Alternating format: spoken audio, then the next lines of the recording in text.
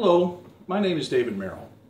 I have worked 20 years as a criminal investigator during my 35 years in law enforcement. I would like to share with you how investigators really work a criminal homicide investigation instead of what you have seen on TV. I could talk about this case for hours, but I only have 5 minutes, so I will only hit the high points. In December of 2004, I was working as a criminal investigator for the Missouri State Highway Patrol and was assigned as the lead investigator of the Northwest Missouri Major Investigation Squad. My duties as lead investigator included the supervision of the unit as it responded to any major investigation in Northwest Missouri.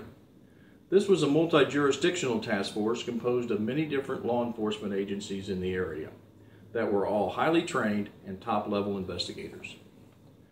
The unit was activated in response to the investigation of the homicide of Bobby Jo Stinnett and the kidnapping of her unborn child in Skidmore, Missouri on December 16, 2004 by an unknown assailant.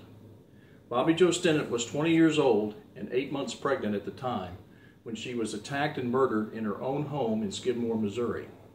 Her unborn baby had been cut from her womb. Paramedics at the crime scene revealed that the female fetus may have survived the attack, which led us to issuing an Amber Alert for the baby girl. We all knew that finding the killer quickly may lead to the safe recovery of her unborn child, and time was critical. We also asked ourselves, what kind of a person could do this? Understanding your potential suspect is critical, and we had no explanation at first. Numerous local law enforcement and state agencies, along with the FBI, came together to investigate this horrendous crime. Leading this investigation of the brutal murder of Mrs. Stinnett had many stressful moments, and attempting to coordinate the efforts of these law enforcement agencies was no small task. There were little or no leads as to who might have committed the crime early on. A neighborhood canvass only revealed a dirty car had been in front of Bobby Jo's house earlier in the afternoon. We worked through the night gathering evidence at the crime scene and conducting interviews. From the examination of the crime scene and information from interviews that were conducted, we learned Bobby Jo was a dog breeder who often communicated with fellow breeders and customers via email and chat rooms, and a female had been at the house earlier in the afternoon who may have wanted to purchase a puppy from Bobby Jo. An analysis of the information caused me to immediately order that the computer in the victim's residence be examined. I was certain that possible evidence which could lead us to this killer may be found on that computer. Law enforcement was just learning how to use the forensic examination of computers to find evidence related to criminal activity back in 2004.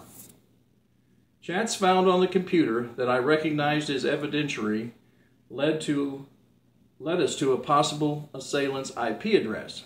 It was learned that the female who had been at Bobby Jo's house used the username of Fisher for Kids.